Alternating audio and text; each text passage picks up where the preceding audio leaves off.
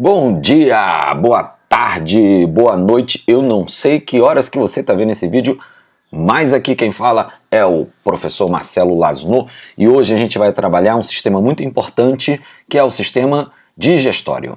Então vamos falar um pouco sobre a anatomia do sistema digestório humano. Então tá aqui, gente. O sistema tem um tubo digestório que começa com a boca e termina com o ânus, portanto nosso tubo digestório é completo. Além disso, existem os chamados órgãos anexos. O que são? São órgãos através dos quais o alimento não passa, mas são órgãos que ajudam na digestão. São as 6 glândulas salivares, o fígado, o pâncreas e a vesícula biliar. Aqui uma visão geral, tudo que está em vermelhinho compõe o tubo digestivo e o que está em preto, representam as glândulas ou os anexos digestivos. Então boca, faringe, esôfago. Depois o alimento segue para o estômago, depois para os 2 intestinos, nessa ordem, o intestino delgado e o intestino grosso, reto e ânus. Fígado, vesícula biliar, que não está apontado aqui, mais o pâncreas, mais as glândulas salivares, correspondem aos chamados órgãos anexos do sistema. Bom, na digestão humana, sobretudo se faz relevância para as digestões ditas químicas, que correspondem à ação das enzimas. Isso acontece em 3 lugares, na boca, no estômago e no duodeno. Na boca, a ação da saliva, no estômago, a do suco gástrico, e na região do duodeno, 3 líquidos são lançados: a bilis, o suco intestinal e o suco pancreático, sendo que na bilis, os elementos biliares eles são, na verdade, facilitadores da digestão química e não promovedores direto dela. Na boca, ocorre a secreção da saliva.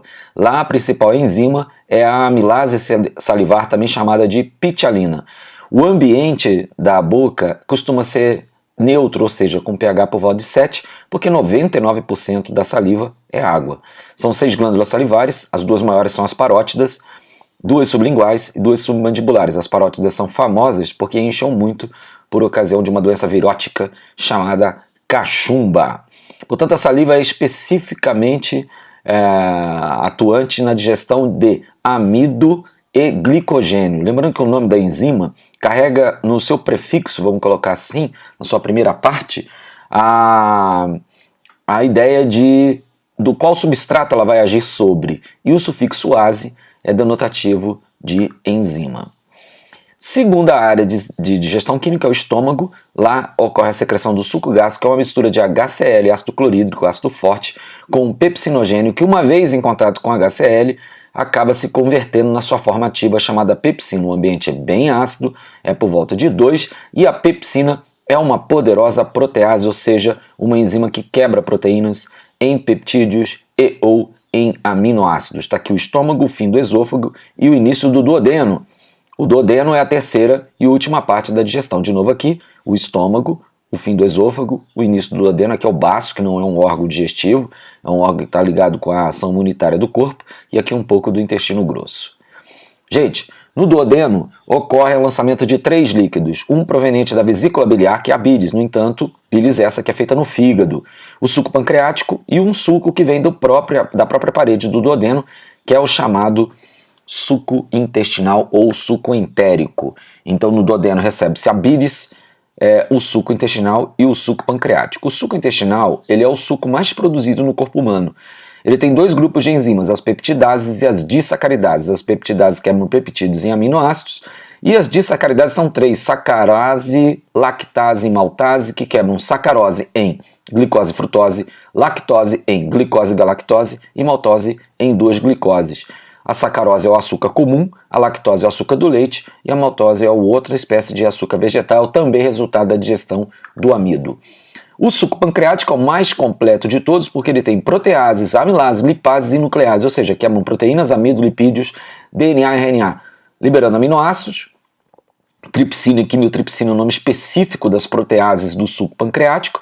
A amilase pancreática forma maltose, que depois vai ser trabalhada pela disacaridase maltase. A lipase quebra lipídios em ácidos graxos e glicerol, e as nucleases quebram DNA e RNA nas suas unidades básicas, nos seus monômeros, chamados de nucleotídeos. O suco pancreático, portanto, é considerado o suco mais completo da digestão humana, provém do pâncreas. E a bilis, toma cuidado, ela não apresenta enzimas, ela é um detergente, ela emulsiona gorduras, ou seja, ela espalha gorduras para que as lipases essas sim, pancreáticas, façam a digestão da gordura. Além disso, a bílis tem um outro papel importante, que é o papel de eliminar colesterol do corpo, é a nossa via de liberação de colesterol do corpo, pessoal. Aqui, a composição da bílis, 92% água, 6% de sais e outros componentes como o colesterol, por exemplo, como eu havia dito. A bílis pode, num excesso de colesterol, formar pequenas pedras, são chamados cálculos biliares ou litíase biliar, e que em grande quantidade pode requerer, inclusive, intervenção cirúrgica. Aqui uma noção geral da secreção diária e do pH dos principais líquidos digestivos. Saliva, 1 litro por dia, pH 7. Suco gástrico, 1,5 litro, pH bem baixo, 2, né?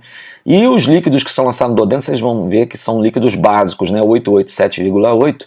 E a secreção de 1 litro a 1,8 litro, como eu falei, o suco intestinal é o secretado em maior quantidade. Depois que acaba a digestão, o resto do intestino serve para absorção. Jejum e ilho, que são as partes sequentes do intestino delgado após o duodeno, tem uma série de microvelocidades que aumenta muito a capacidade absortiva dessas partes, jejum e ilho, e os nutrientes vão sendo absorvidos e coletados para a corrente sanguínea. A absorção continua no intestino grosso, essencialmente a absorção de água, mas aqui já há um movimento chamado bolo fecal. Começa aqui no colo ascendente, cólon ascendente do intestino grosso, depois transverso, depois descendente, até acumular as fezes aqui no reto e ser eliminado pelas fezes. É isso aí, pessoal, eu fui!